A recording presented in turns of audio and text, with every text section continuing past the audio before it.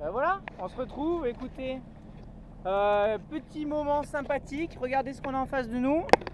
Hop. Alors, je sais pas ce que ça rend à la GoPro, mais en tout cas, il est à quoi 300 mètres, plus de pif, et il doit à peu près faire la moitié. Donc, il y en a un autre ici aussi.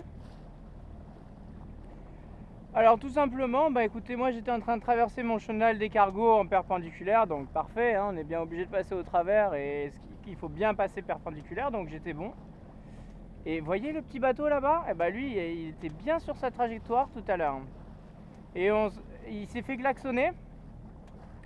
Moi, le voyant arriver, je voyais, vous voyez les petits remous blancs à l'avant, là, je les voyais bien. Voilà, on les devine, donc j'imaginais bien qu'il était en route vers nous. Donc du coup j'ai de suite effectué un virement de bord, histoire de repartir à l'autre sens pour pas passer devant quoi. Il faut jamais passer devant, même si vous pensez que vous avez le temps, que c'est large. Il faut vraiment jamais essayer de passer devant ces monstres marins qui vont assez vite en fait, qui vont plus vite que ce que l'on pense. Donc voilà, je me suis assuré au moteur histoire d'être un peu plus rapide dans mes manœuvres parce qu'il n'y avait pas beaucoup de vent. Tout à l'heure j'ai remis la voile en tête parce qu'il n'y avait pas beaucoup de vent, hein, ça va de soi. Et donc voilà, on se retrouve au milieu du chenal. Pourquoi? Parce que justement on s'est fait klaxonner et j'ai pas voulu prendre le risque de continuer, d'allumer le moteur, de tracer pleine balle en mode touriste ou quoi que ce soit. On sait jamais ce qui peut se passer. Donc du coup voilà, j'ai bien fait le tour. Ça m'a fait perdre quoi allez, 7-8 minutes. Mais au final je vais regagner en cap pour après. Je vais pouvoir recaper un peu plus en travers au près au lieu d'être largue. Et au moins on passe en toute sécurité. Donc vous voyez, ça gâche un peu le décor, hein, mais bon, que voulez-vous, il faut quand même qu'ils travaillent ces gens-là. Et ils viennent de là-bas, de la palisse, ou alors au mouillage qui se trouve ici. On est un peu chez eux, faut dire, hein, donc c'est pas, on va pas critiquer parce que là c'est vraiment leur chenal privilégié, donc c'est à eux de... C'est eux qui ont la priorité, bien sûr, évidemment. Donc je me suis détourné, c'est des choses qui arrivent. On est obligé de passer dans ce chenal si on veut aller de l'île de Ré à l'île d'Oléron. Donc il y a une route à prendre, c'est la plus perpendiculaire possible pour avoir le moins de temps possible à traverser cette zone.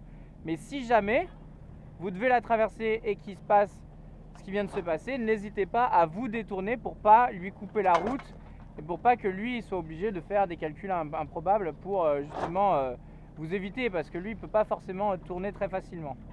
Voilà, donc écoutez, on va... Est-ce qu'on en panne? Est-ce qu'on en panne maintenant? On va couper les gaz.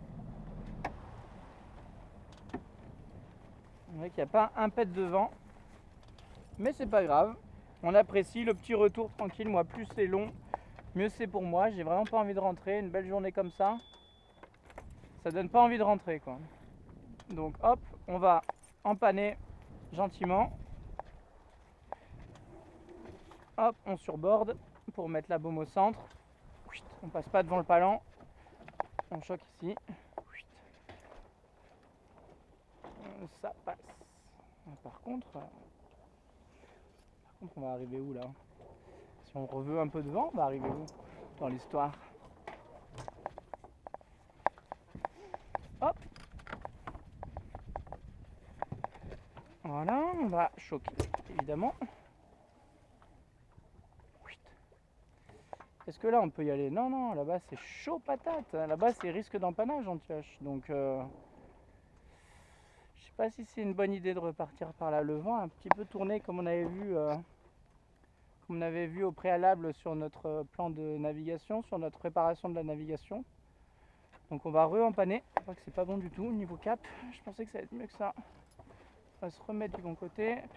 Tac, tac. Tac, on redresse la barre. Hop, lâcher un petit peu, voilà, comme ça, c'est très bien pour l'instant. Hop, on choque ça.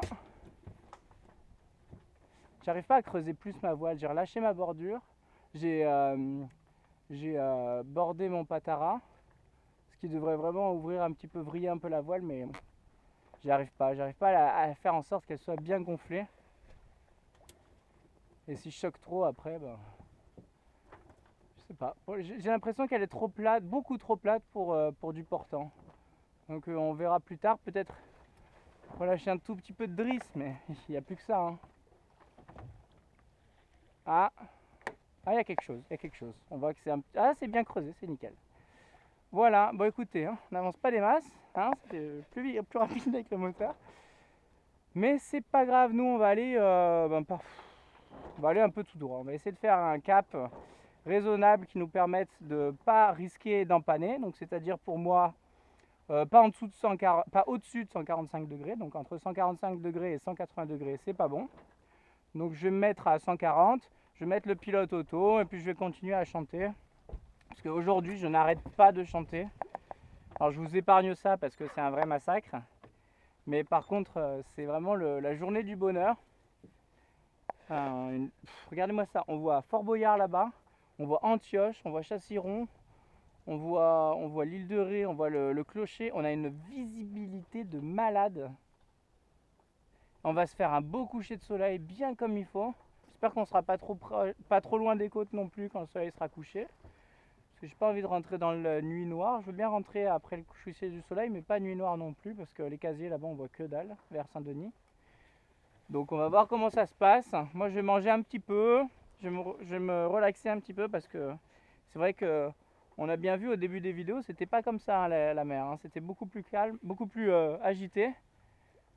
Et je sais pas pourquoi là on a une petite accalmie. On va voir. En tout cas, rangement s'impose. J'ai fait tomber la veste parce que là c'était too much. Vu qu'on est maintenant au portant, on n'a plus le vent apparent dans la gueule. Donc forcément, on peut faire tomber la veste. Bien sûr, j'ai gardé le gilet de sauvetage. La musique qui est là. Je vais manger un petit bout. Les deux monstres qui s'en vont. Puis voilà, Saori qui vogue pas des masses, hein, qui fait un peu du surplace. Donc on va essayer de régler un petit peu mieux les voiles en off. Et puis après, on verra bien là où ça nous mène. Mais je pense qu'il n'y a vraiment plus beaucoup de vent, c'est une vraie accalmie.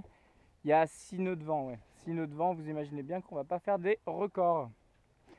Mais c'est pas grave, on va profiter. Alors pêcher, j'ai pas trop envie. Plus de ça, du coup, maintenant que je sais qu'il y a des dauphins dans le coin, ce serait dommage de pêcher un dauphin. Mais par contre, j'ai bien envie de manger, de me rassasier, ça c'est sûr. Donc du coup, je vous dis à plus tard.